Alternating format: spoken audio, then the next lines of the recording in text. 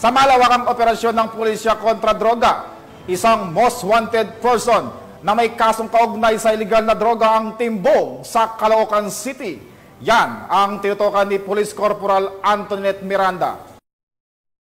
Huli ang isang individual na may warrant of arrest sa ikinasang manhunt operation ng Special Operations Unit NCR PNP DEG sa pamumuno ni Police Lieutenant Colonel Joey T. Kaise, SOU Commander, sa Barangay 8, Caloocan City, alas 8 ng gabi noong July 16, 2024.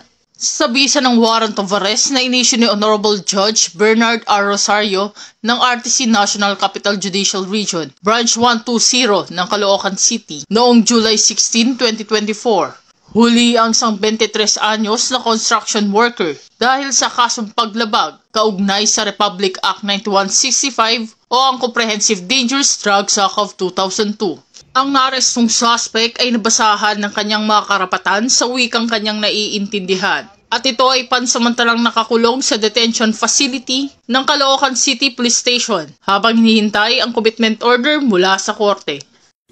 Sa ikinasang warrant of arrest ng PNP Drug Enforcement Group ay naging matagumpay dahil sa pagkakahuli ng isang drug personality sa lugar ng Caloocan noong July 16 ng gabi ay naging matagumpay dahil sa tulong at suporta ng mamamayan na ikinasangkot ng isang drug personality at sa estratehiya ng mga intelligence operative ng ating unit ay naging mas matagumpay ito.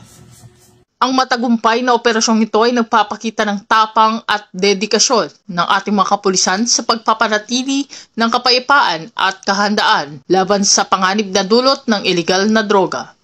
Sa mga nais magsumbong, maaari kayong mag-text o tumawag sa numerong nasa inyong screen. Dahil dito sa Bagong Pilipinas, ang gusto ng pulis, ligtas ka. Mula sa tanggapan ng PNP Drug Enforcement Group, ako ang inyong PNN correspondent, Police Corporal Antoinette D. Miranda, alagad ng batas, tagataguyod ng Balitang Pulis.